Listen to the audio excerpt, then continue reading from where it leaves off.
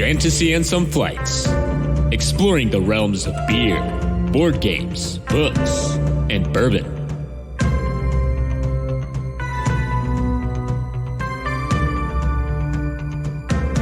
Welcome to another fireside episode from the Fantasy and Some Flights podcast. I'm Nelson. I'm Dalton. And we are finally back with some fireside to talk about some stuff. And I'm excited about it. So it's been a while since we've done one of these. And so we talked a little bit beforehand. So we made sure to limit the topics so that we're not talking for 6 hours. I mean, we probably will talk for 6 hours, but only a couple of those will be recorded. So You're going to have a hell of a time editing. Yeah, no, it's going to be great. Yeah. But you're right. This happens every year, right? The holidays are a challenging time. It's hard for us to get together and record sometimes, and so we're able to get one in here. We'll probably get I think maybe one more out before the end of the year. I think is what we're kind of targeting. Yeah, that's the goal, That's the goal. We will see if we can execute on the goal. We got year-end numbers to hit, man. I mean, the shareholders are not going to be happy if we don't push these out. That's right. That's right. That's right. What are people going to listen to, when they're trying to avoid their in-laws, if not for us? They'll just start over. I mean, you can always do that. You can go. Episode 1 is still available. You can go back and re-listen to all of them. So that's all I'm saying. Yeah, I do it every once in a while. Yeah, I just love to hear myself talk. That's the real reason we do this, is just narcissism. I mean, I wouldn't say the real reason. I would just say a very large reason. Yeah, a very large reason. All right, now that we've really established ourselves as standout individuals to our listeners, let's talk about how we're drinking in the middle of the day. Okay, yeah. And so that's the great thing about the weekend, is that whether it's 2:00 or 5:00, you can be drinking whiskey. And exactly. And nobody knows except for my neighbor who can see through my window and silently judge. Go home, Jan. Come on, Jan. We talked about this. Just I know there's not water in your bottle. Just exactly. Okay, yeah. So let's talk about it. I don't have too much to say. It's a whiskey that I've already had before. I'm going to start. Go for it. I decided that as I was starting to talk about it. So here we go. Let's dive right in. So I am finally finishing one of the whiskeys that we had a number of episodes ago. I was trying to think. I was like, "There's no way I'm going to remember that." So I'm not that smart. Just leave it. Yeah. The Texas 100 proof rye. Do we remember this? We had it at your place. The really dark one or whatever. No. This is it was the one that I think was mislabeled at the liquor store, where it was rated as the best rye whiskey ever, right. And then it was black and tasted like tar. So I'm finally finishing that. I think I think that's been a year. It's been a while. We were definitely in person. We were at my house. Yep. No, I dusted it off. So it might have been this last winter. It might have been January or February of 2021. Maybe. Yeah, I remember it was cold. So yeah, it was definitely cold. So it's been a while, but yeah, I'm finishing it. I'm gonna update my cheers to a 1 because I'm not drinking this if anyone ever gives it to me. So 1 cheers for the Texas Rye. Boo, and we're almost done with it, and I cannot be happier. It's like a Christmas gift. I feel it's a weird so we've talked about how Canadian ryes or Canadian whiskeys are very rye heavy, and it's right. Because rye grows in the north, right? So why is someone from Texas even making a rye? What business do they have? They messed up. And maybe it grows there too. I don't know. Maybe it's just a super hardy grain that'll grow anywhere. But stick with your wheated whiskeys or something, Texas. I don't know. Stay out of the rye game. There's probably really good ryes from Texas, right? It's probably people who... Every single rye from Texas is awful. You heard it here first. Never drink a rye from Texas. It's my hill. Never get involved in a land war in Asia. Never drink a rye from Texas. Yep. This is off of one data point, and I'm pretty sure that's all I need. So... You have a very trustworthy opinion. Oh, yeah. It's very, science driven. You use the word data point, so I assume that you know what you're talking about. It's called extrapolation. Look it up. Look it up, dweebs. Yeah, nerd. But anyways, now that we've alienated all of our Texas listeners, what are you drinking, Dalton? They're drinking their PBR or something. They're fine. No, they're Lone Star. They're Lone Star. That's right. The national beer of Texas. I forgot. And we were saying that we're narcissist. Oh jeez, this is what happens when we don't record for like ever. We just don't like. We have so much to talk about, but then we never talk about it just because we're making dumb jokes. Yeah, right. All of our sass is just pent up. It's just like coming out in excessive sarcasm. Exactly. Yeah, to the listener. So I hope this is what you came for because you know this is what you get today. But anyways, I'm drinking Ammunition straight rye whiskey. I love that name. Yeah, it's pretty cool name. It has an American eagle on it. I love everything about this. It's got 4 stars that it gives itself. I don't know. There's just 4 stars above the eagle, so you know.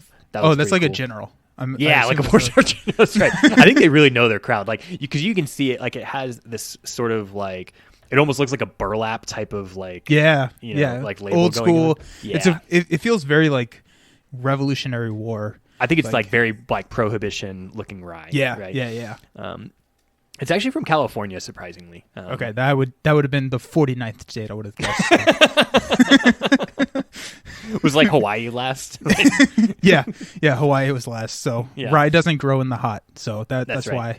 Do you see like total segue? It's a fireside episode, so we can get off that. Do you see that they're like under like a blizzard warning? Hawaii is like we have not had snow in Colorado, and Hawaii is under a blizzard warning right now.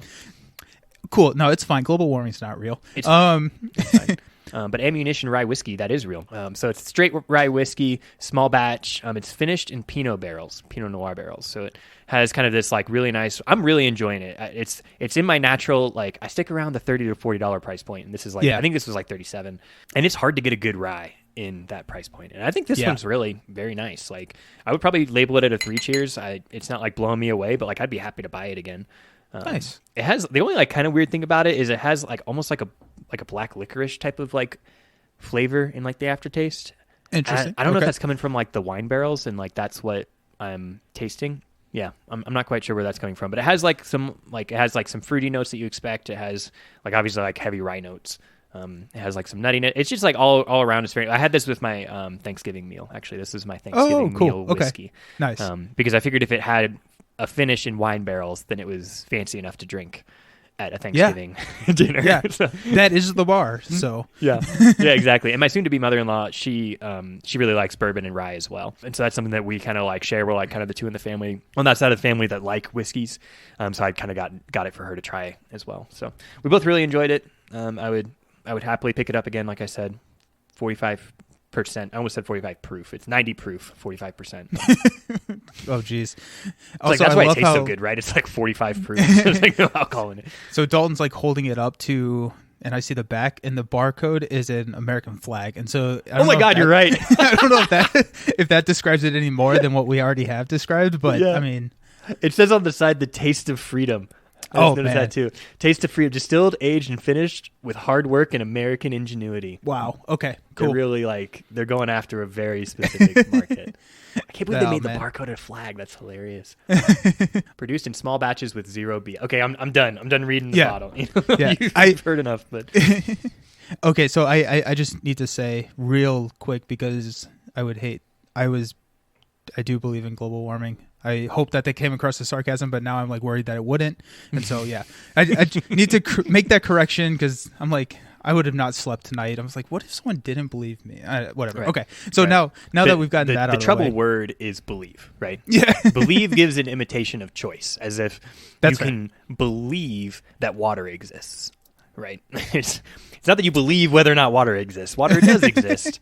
And you can either be in denial about that and be crazy, or you cannot, Yeah. Yes. We actually had a conversation about how we need to be careful not to turn this into a political episode because we were both, just for whatever reason, feeling very political today. Yeah. So that's our little spurt. We've got it out of our system. Yep. Yeah. I mean, like, because we know that while everyone's traveling for the holidays, they really love talking politics with their family. And so we thought that we would also bring that to the board game podcast world. Because that's what we're missing is political commentary in board games. We're a family podcast, right? The 3 ways to bring the family together are board games, liquor, and politics. Yes, and that's and those are instead. Yeah, so now instead of beer, board games, books, and bourbon, we're doing liquor, board games, books, and politics. There we go. There we go. Although global warming isn't politics, it's science. But either way, we're gonna. No, it's not a political issue. We did a damn good job of making it political. So. Okay, God. Okay, we need to stop. We need to stop her. Yeah, we're losing people by the minute. Yeah. So I got a question to start us off. The time that this is releasing, I don't believe you'll be in Indiana, right? I will not. You'll be in Pennsylvania. At PAX. at PAX. PAX Unplugged. So yes. PAX. Ow. Unplugged. Oh, yes. Ow. Plugged. Yep. So I am going to my second board game convention of the year in Philadelphia, just here in a couple of days, which is PAX Unplugged. So I've never been to PAX Unplugged. I hear it's fantastic. It's a little bit less retailery. That's okay. Yeah, we'll say that that's a word. Than Gen Con is kind of what I've heard, and so it's a little bit more geared around playing games. And I mean, I've told you that like one thing I struggle with Gen Con is like, do I want to spend money to go spend money? Like, do I want, you know what I mean? Do I want to buy a ticket to get into a mall? Like it, right? Yeah, it's not quite like that. Like, there's a lot more to Gen Con than just buying things, but it can feel that way. And so it's nice to hear that they're like not that, right? They're leading away from that. Yeah, and I am flying, and so I cannot really buy anything, or else I just won't have it because I can't take it anywhere. So that's also another constraint. But anyways, yeah, so I'm going to be there. I'm really excited. I'm going to meet up with a lot of people that are going. So just real quick, I know that Sheer Boredom, Roberto, he's going to be there. Professor Meg is going to be there. Board Game Critic will be there. And so there's a lot of like the Board Vengers crew that will be there, which is going to be pretty exciting. We're getting like really cool shirts for like the Board Vengers. So kind of spoiler alert, be on the lookout because there's some big things coming. But we kind of have a Board Vengers logo for each one of these participants of Board Vengers. And so like our standard logo is the two beer mugs clinking, right? Everyone's probably seen that. If not, then turn on your phone and look at it. But the Board Vengers one is actually, it's a whiskey glass and then the rock, or it's like a whiskey rock and it's the D20. We're getting shirts where like that will be on the front and then everybody else's stylized Board Vengers logo will be on the back. That's super cool. And so I'm pretty excited about that. So it's going to be cool to see them. I get to go to meet up with Chris, the charity board gamer. So he does a lot of cool stuff. I'm going to be at his meetup. And then Paradise Games. So Jonathan McKenzie will be there. I'm excited to see how their game is progressing. So I think they're going to hit Kickstarter here in a couple months. I think February is the last I heard. And so excited to see what changes they've made and everything. Yeah. But I'm super excited. It has not dawned on me that I'm flying out in like 4 days. Yeah. Or 5 days. And I don't know why. I think it's just kind of one of these. It's like, oh yeah, that's going to happen. So, but that's months away, and it just hasn't really hit me yet. So yeah, December's always kind of that way, right? Where it's like, December doesn't feel real until like it's here. Right. But it is cool. Like I think a lot of times when you've gone to Gen Con as your other major convention, it's been like for the experience, and this time you're going like for the experience, yes, but you also have a lot of people specifically that you're meeting up with. It'll be fun. I'm really excited. We're gonna hang out and play some games. Yeah. Are there any like specifically that you're looking forward to trying? I don't necessarily know if there's anything specifically that I'm looking forward to trying. I don't think that there's anything that like comes out really at PAX that I know of. One of the things that I probably will be taking is because it's a smaller game, but I did pick up the Crew Deep Sea Mission. And so it's the new version of the Crew. And so it's the same size box as the Crew. I'm showing you, like our listeners can see it, but I mean it's slightly larger than maybe 2 playing cards decks, and so it's a super portable game, and it's really good to sit around the table and play. But I've been enjoying the new Crew. It's impressive how different they made it feel without changing really any of the mechanics. And so if you're not familiar with the Crew, it's a cooperative trick-taking game where you progress through multiple different missions, where each mission kind of changes what the objective is. So maybe the captain has to win 3 tricks with these specific cards, and then it gets harder the next mission or something like that. Right. And it's super novel, super interesting. And the Crew mission Deep Sea changes it a little bit. Instead of having like the task cards being the pink 7, and then you have to win the pink 7, the task cards actually have printed on the back, a challenge rating. And so based on the number of players, this is a difficulty of 2, 3, and 3, or it's a difficulty of 5. It's a really hard task. Okay. Each task, you flip up cards. So say like you need a difficulty of 7. So you will flip up cards until you get a difficulty exactly equal to 7. So that could be 7 ones. That could be a 3 and a 4. They just have to add up to 7, and then you'll draft very similarly to how the OG game does it, and you'll say, I can do that task. And then the tasks are way different. It's like, I won't win any pinks, or I'll win more blues than I will green. And so they're a lot more complex, and it's more interesting. My kind of drawback that I would say to it is that the Crew was a great closer game. Like it was really easy to play that for 3 hours and just kind of have fun with it. This one is a lot more strategic, and it's definitely not a 3 whiskey game, right? Like you have to be on top of it, and so I think it loses a little bit of its magic at that point. But it's definitely very interesting. I've enjoyed playing it. It's just not, it doesn't fill the same hole as the original Crew, in my opinion. But that makes sense. And maybe that's not a bad thing. Like maybe that's not what they were trying to do. Right. Yeah. Because for the most part, if I'm breaking out the Crew, I'm like generally introducing it to somebody. Like occasionally we, like you and I, we have played a lot of the Crew. We really like it. We'll break it out at the end of the night. But like, it's sort of like 4 times out of 5 or whatever, I'm playing it with like new people. And so that's fine. So maybe that like 1 out of 5 where I am playing with it with someone who's experienced with it, then like, Deep Sea kind of like slides into that slot nicely or something. The other good thing about that is that I think that there is probably space for both of them in a collection. Yeah. Right. You definitely don't need both of them. And unless your collection is, pretty big, I don't think that you need both of them. But I don't feel bad having both of them in my collection because I feel like they fit a different niche. Yeah. So there is that, which is nice. So that is nice. Yeah, for sure. I think you'll definitely have the right Crew there to play it with. Right. Yeah. Pun slightly intended. Just like of these people who have played a lot of like the original, the Crew. And and who are pretty heavy gamers, they'll probably be the type of people who would get something out of that, enjoy that experience.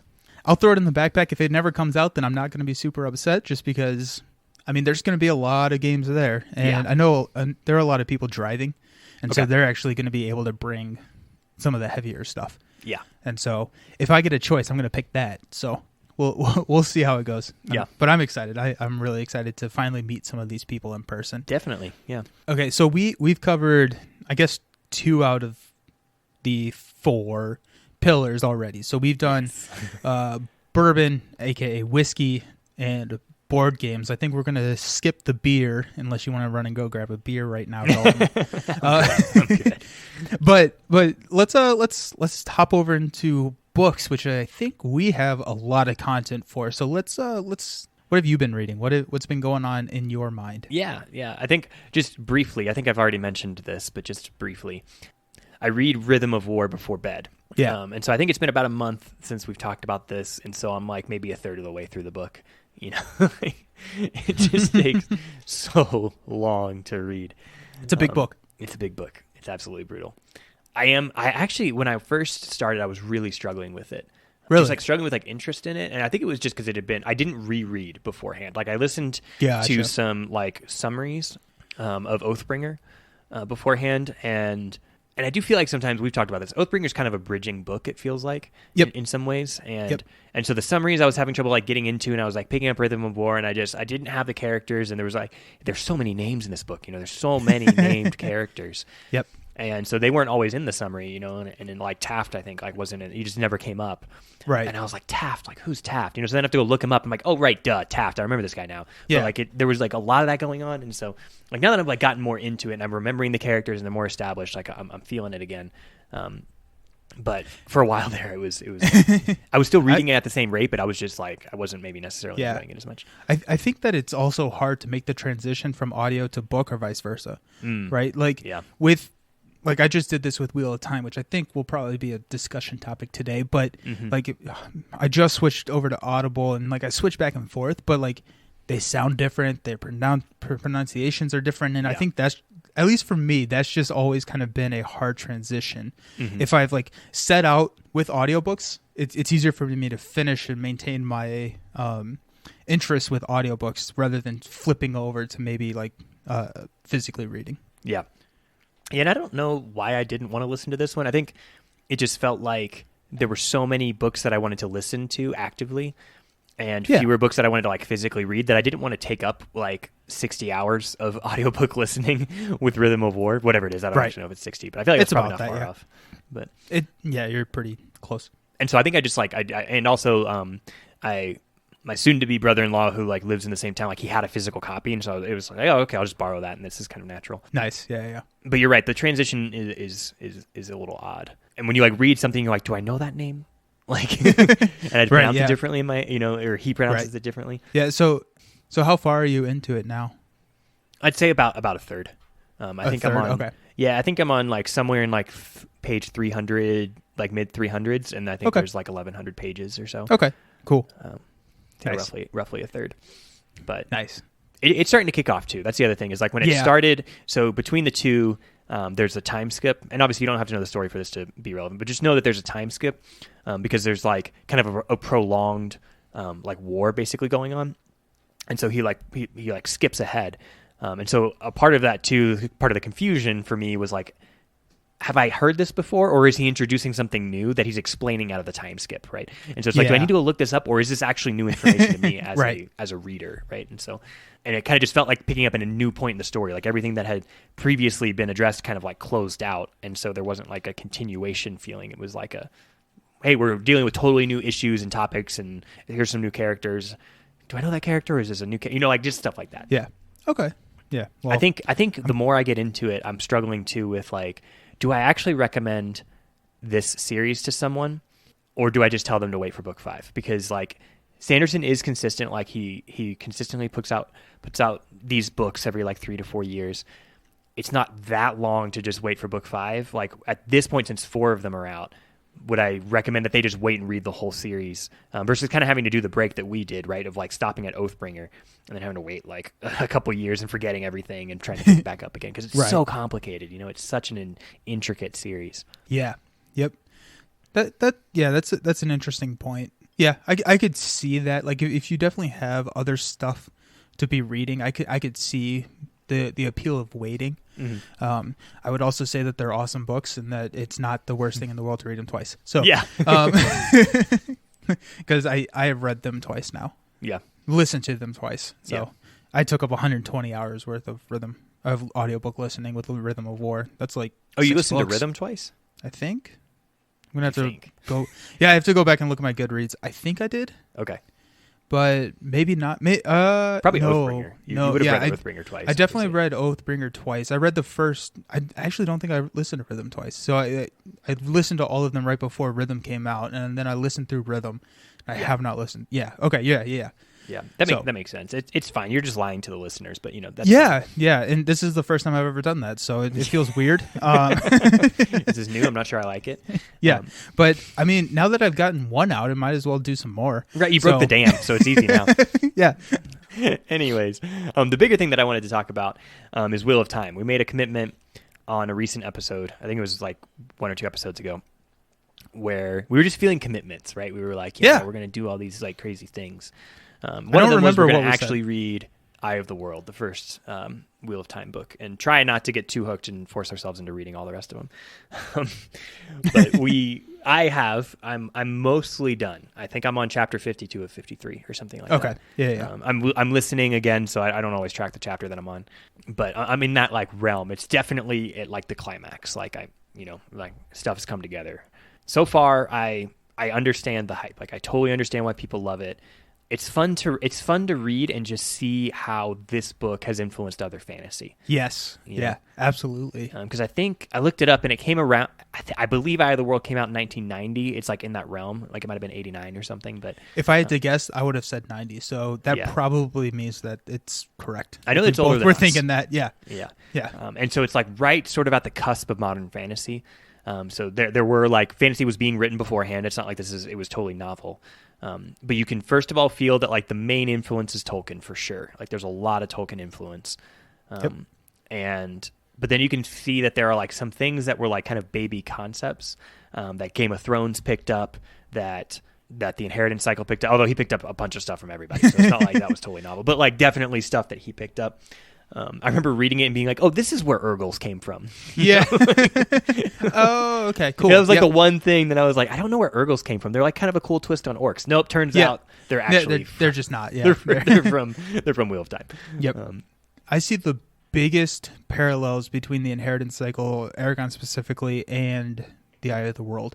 I think that, like, I kind of thought that the overarching story, or at least the rising action and the prologue of Aragon, felt fairly new to me. But now reading Eye of the World, it almost feels identical. Yeah, like it's almost one for one. Like the kickoff, why people are going on the quest, everything feels very, very similar, which is a little bit of a disappointment. But also, like, the Aragon or the inheritance cycle is fairly unoriginal. I mean, it's good. Like, I enjoy it. I don't know if that's a harsh criticism of it, but that was like the one thing that was like, well, I mean, it's kind of got like a unique kind of story, and then no, it does not. Yeah. So, but I'm enjoying a lot of the characters. I think what I would like to do. Oh, so first off, I watched the first episode of the show last night. How was it? I have opinions. Okay. So they took liberties. They took some liberties. I don't know that the liberties that they took are inappropriate, but some of them I think are. One of them is I think they're trying to be Game of Thrones. I think that's very clear. They're trying to be the next Game of Thrones. So they really sexed it up. Like there's some sexy stuff going on. Gotcha. Which is weird given like, Eye of the World. Yeah. Robert Jordan was like a Mormon or something. So like there's no like sex going on in Wheel of Time so far. Anyway, we only book 1 of 14. Who knows? But so far, I mean, it's like, and also the kids are like 15 or something. They're like 15, 16, like the main characters. Yeah. So they actually aged them up to like 20, so that they could include sex and that would be acceptable. That's unfortunate. Yeah, and so like there's just some stuff going on there that's like, I'm okay with taking liberties if there is a reason, right? That it was needed to meet the media. And sometimes there were some liberties taken, like a small thing. There's a character named Matt. He's like one of like kind of this trio of boys that's like kind of the core trio in the story. And so in order to kind of like quickly build character for him before like the exposition like kicks them off onto their adventure, they like added 2 sisters for him, like kind of like baby sisters, and he kind of has this like big brotherly role to show, like just kind of to build him into a character in the show. And I don't really mind that. Like that doesn't influence the overall story. That is done so that you can do very quick character development in a show format that is that's easier to do in a book, and it's difficult you have less time, and so they're trying to do it quickly. And so one way they chose to do that is give them sisters. I don't mind that, right? But adding sex just because sex sells and like trying to like put that into Game of Thrones, like I mind that. I don't think that adds to the story. I think that adds shock value in a way that's like not helpful and healthy, right? Like, and I don't know. I just didn't appreciate it. And so that's it. That's like one of the things. I think there's more there that I would like to talk about with the show. I'd like to get a little farther into it too, because this is a pilot, and pilots are always a little bit different than how the show ends up. Right. You know. So I have heard that from someone who has read the book multiple times that the show and the book, the season 1 of the show and the book are pretty much completely different. Mm-hmm. That you can pretty much watch the show and then read the book, and they're different storylines. So I'm interested. I wonder, I meant to ask him, and I probably will follow up, like, is it going to spoil book 3? Because at that point, I don't know if I want to watch the show if I haven't read. Like, I'd rather go 1 for 1. I'd rather be able to read the books and then watch the show. I enjoy that progression a little bit more, but I don't want to watch season 1 of the show. It's going to spoil book 3, 6, and 9. I'm making up things right now, so don't take this as fact. But that would be a little hard for me. Yeah. I would say since you are reading the first book, just based on watching the first episode alone, I would say since you're reading the first book, I would recommend you finish the book. I think you could do either. I think you could like watch the show, or you could read the book. I would not recommend doing them alongside each other. I would say do one or the other, and then do the other one. Okay. Just because there's some things in the first episode that's like, that was done as implication or foreshadowing in the book, and you just said what it was. And I don't know if I like that, you know? Yeah. I like the suspense in the book versus you just saying that, you know? So. Gotcha. The other thing that I have heard from on a good side is that the show does a really good job of making it watchable for people who have not read the books, but adding things in and Easter eggs in to make it really good for those who have read the books. Okay. And so I don't know if you have seen that so far just in the first episode. That is cool. That is the way that I would like a show to be portrayed. Make it watchable. You don't have to have the supplementary materials to make sense of the show. Right. But it works so much better if you do. That's the sweet spot right there. And if they can continue to do that, then let's go. Yeah, for sure. And I think, I was watching it also. So there was two of us who had read the book and, well, me, I haven't quite finished it, but two of us who have read the book and two who had not. So that's the other thing that we're watching this together. It was like a couple's date, and we were going to watch the first episode, and we're going to continue that. We'll watch all of the series together, and so I'll get a little bit of this perspective of like my own perspective of someone who has read, and these two perspectives who have not. So I'm hoping that in watching that, we'll be able to kind of like figure that out a little bit, And so far, it seems like it does a good job of bringing in a new audience and making it approachable. Good. Okay. Good. And I think that the first episode as a pilot to like where they got in the story makes sense, but we'll just we'll kind of have to see. Again, these liberties that they take, there's a balance there. Anytime you take a book into media, there has to be changes, but you have to make the right level, and it has to be intentional and in the right way.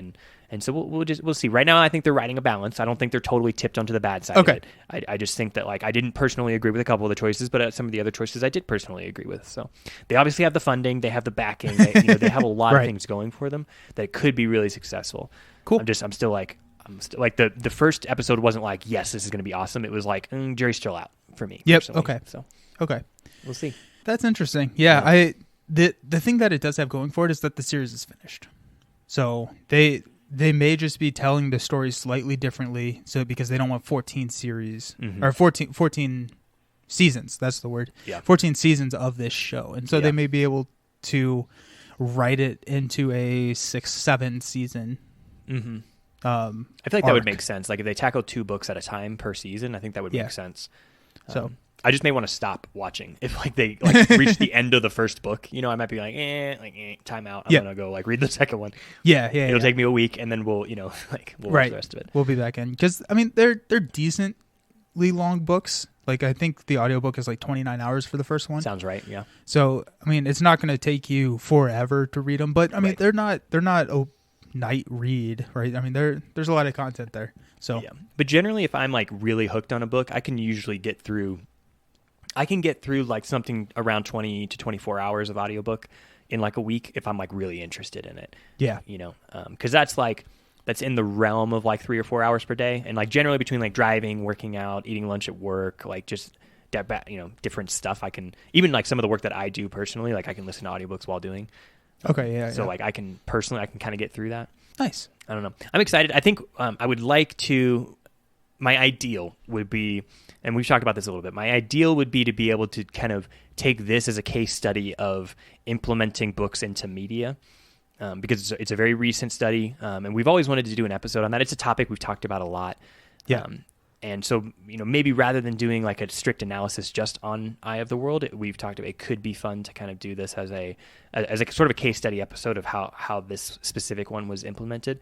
And the good thing is you could have either read the book or watched the show in order to like listen to that episode. So we're kind of targeting that as a concept. We'll see how long it takes us both to get through both the book and the series in order to actually record that.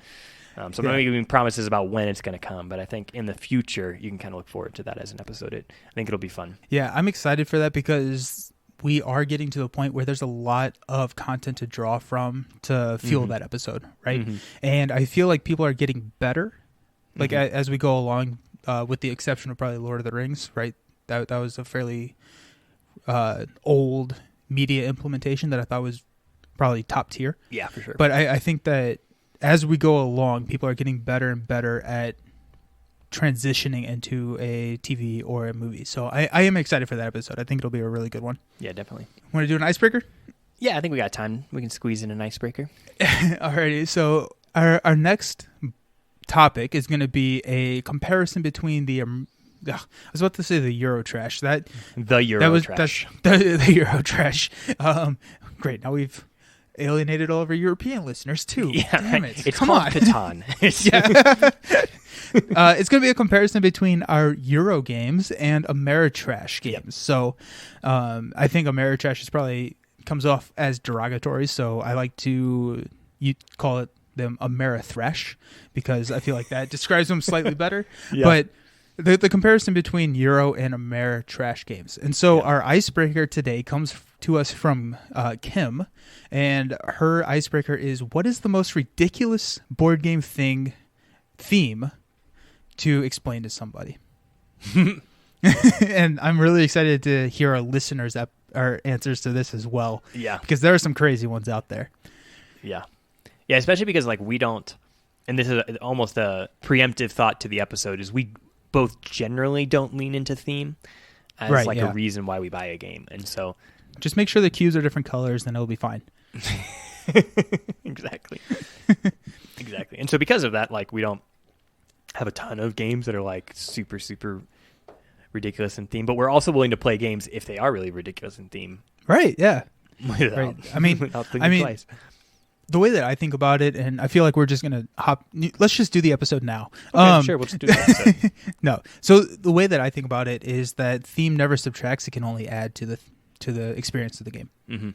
And so, okay, that's all the preamble I will give. Let's start naming some ridiculous themes. I think that the easiest, kind of most common one is the trading spices in the Mediterranean, like Concordia, and like all of these games that are just like, oh, shoot, we need to publish tomorrow. I forgot about a theme. Let's trade spices. That seems fun. Yeah, right. And so it's just one of these, like, it's a logistics puzzle, and that's what a lot of these Euro games are, just logistic problems. And so that's kind of the old school logistics problem theme to slap onto a game. And so, yeah, I mean, like, it's never super interesting, but I mean, that's a fairly common one. I don't know if it's the most like outlandish one, but it's one that I felt like deserved an honorable mention at least. Yeah. I think right now it's probably Pandemic. Like, just because it seems really insensitive. Right, yeah. No. Okay, we're going to play this game, but I need to explain to you the timeline of publication. Right. You want to play the expansion where someone plays the Pandemic? Oh, no, we won't do that. We'll set those. Oh, yeah. I've always liked, whenever I've kind of thought about this, because it's kind of been something that's been brought up when we're describing themes, but like the photosynthesis or the Bosque, where it's like you're a tree planter and you build trees and you're like, that's what? Like, you take a step back, it's like, it's beautiful and it works really well from like a table presence. But if you're trying to describe that game, it's like, okay, we're going to go plant trees. And everyone's like, well, no, I'm not going to play with you. And why are you in my house? Yeah. I think Wingspan can fall into that too. Wingspan's a good one. What is the actual theme of Wingspan? Like, there are birds. Bird watching. It's bird watching. Yeah, like, okay. Yeah. And so, yeah, and I think Wingspan is a fun choice because it's like, to a non-gamer, people are like, what the hell are you talking about? But to gamers, like, oh, that's a cool theme. Like, bird watching. Oh, I haven't played a bird game before. You know? Yeah, right. Oh, very cool. Please tell me there are bird facts. Like, there are bird facts. And they're like, yeah. Oh, my goodness. My goodness. Okay, I'll take two. Yeah, exactly. I think you had talked about Pipeline the other day. I think that was kind of ridiculous. That's iffy, yeah. Yeah, it's just like, do I really want? It's like, hey, the more you burn down the ecosystem, the more points you get. And you're like, all right. You know. Yeah, I'm into that. I'm into that. Yeah. Mage Knight. We've joked about Mage Knight before. Mage Knight, you're the baddies. Yeah, you're the baddie, right? So you're like in Mage Knight, you're like this supervillain who's like invading like unsuspecting countryside. And so you like burn down monasteries, you raise cities, you know, like it's all this great stuff. And that's a good one. It's also cooperative. So, you know, you're doing it together. Yeah. So there's a real spirit of collaboration in burning down this unsuspecting countryside. Exactly. Yeah. Great Western Trail could be a candidate where you're moving cattle across the U.S. It's like fun. Cool. When you said cattle, it reminded me of Camel Up. Yes. Which has just a ridiculous theme because you're like, no, it's betting on camel races. And everyone's like, are you fucking serious? Like, well, yeah. Are you sure? Like, we want to play this or Quacks? Quacks is pretty great. Yep, that's a good one. Have you played Scoville? No, I've not played Scoville. So Scoville, you're a pepper farmer and you're trying to make hot peppers. So that one's kind of fun. There's the is it Bonanza? What's the name of it? Is it Bonanza? The bean farming. The bean farming game. Yeah. Oh, that's a great one. I love that. I love that so much. Oh, geez. I think Bonanza may win this. That one's absurd. Like, yeah. You know, you got Agricola where you're a farmer, but In Bonanza, you're a bean farmer, and that's way too oddly specific to probably not win this award. Yeah. I mean, yeah, any of the train games are weird to outsiders. Yeah. It doesn't look fun when it's Right. We've talked about this a lot. It doesn't look fun when you talk to people about it, unless they have like specific mechanisms that they are excited about, and then we can, inform them as to why the game's going to be fun. Right. Magic Maze may be a good one, just from like a ridiculousness. Like yeah, it kind of is. Yeah. You've lost. You're like these fantastic creatures that have lost their weapons, and you're breaking into a shopping mall to get them back. And you're like, okay, were people high when they made this? Or like, what happened? Yeah. Like, what? Yeah, for sure. I'm sure there will be great ones. So I'm really excited to see what people have to say about this topic. Yeah. But we could kind of go on and it. on here, like they're, I don't know, especially within like Euro games, right, where they just don't really claim a theme always, they just slap something on it. But are you going to beat Bonanza? And that's the question. Are you going to? Yeah, exactly. Exactly. All right. But yeah, we'll throw the question up on the Instagram. I just sounded like an old person. On the Instagram. On the Instagram. You can find us on the YouTube. Yes. If you go to the Google and type in the Fantasy and Some Flights podcast. Now I feel like Ohio State. Midwestern joke. Yeah. Gosh, we're funny. We'll throw this up and we'll gather some answers, because I feel like there's some ridiculous ones that could be read out on our Euroverse Amerithrash episode. So I'm excited for that. So you're right about the inherent elitism of calling it Ameritrash. Right? Yeah, it's like that comes from the board game community, where they're like, American games aren't good enough. Yeah, we don't want a theme. Don't tell me a story. Tea, Yeah. Coffee. Ugh. Yeah. I'm not here for story. I'm here for trading mechanisms. Yeah. Yeah, dumb Americans need a story to be read to them. Always making games where you can attack people. Oh man, yeah, we're just so very violent over here, aren't we? Yes. Like, back to political. Okay. Well, anyways, before we ruin this, this outstanding episode we recorded for you. Yeah, exactly. So, you know what? I don't want to do it. So, Dalton, tell everyone where to find us. Well, you can find us on the Instagram. Fantasy and Some Flights. You can find us on the Twitter at And Some Flights. You can find us on the website. That one's actually appropriate because there is only one website for us. Okay, that's fair. Yeah. And that is fantasyandsomeflights.com. Not the fantasyandsomeflights.com. That's right. Common mistake. That's right. Common mistake. We should buy that domain and just redirect it, Yes, absolutely. Otherwise, somebody's going to steal it. Yeah. People are gonna be, someone listening to this is going to go buy it, because I'm not going to do it. Right, and they're going to redirect to websites about how, global warming's a hoax and all other bad things.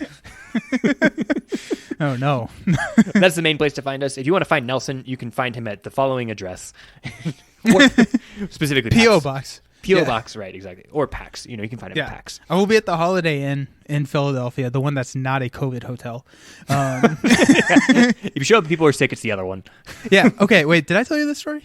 You told me. Yeah, I don't know if you told the podcast. Well, it'll be, let's do the fun COVID hotel story. Yeah. So I booked a hotel for PAX. So I like, when I travel, I stay at Holiday Inns a lot. So I have like way too many points for Holiday Inns. So right. I use those points. The point is not to use them. The point is to have them.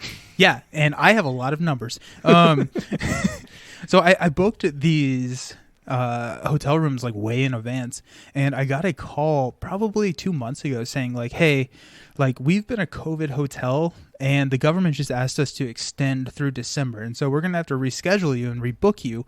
And I was like, well, thank you for telling me. Yeah, please rebook me. And if I had known that, I probably would not have picked you as a hotel in the first place. Yeah. So turns out it's not something they advertise. Yeah. So I'm now in the more expensive Riverside. I maybe get. Okay, I was about to say I might be giving too much information, but there are probably like 500 rooms in this hotel. So that's not. By the time this airs, you'll like already be there. So people have like 2 or 3 days to find you. Yeah, and if they find me, good on them. Like that's awesome. If someone's passionate enough to stalk me and find me, then they probably deserve it. At that point. We made it, honestly. Thank Oh, you. jeez. Thank you. I mean, honestly, it's flattering. Awesome. Come hang out. We love talking with you guys. Points of view are sarcastic, obviously. Yeah. Yeah. I mean, because we aren't. So it's nice to have that in our life. Yeah, I'm trying to learn. All right. Before we, offend the rest of the states, we'll go ahead and let you guys go. Thanks for talking today, buddy. It's a pleasure as always. See you, man. Cheers. Cheers.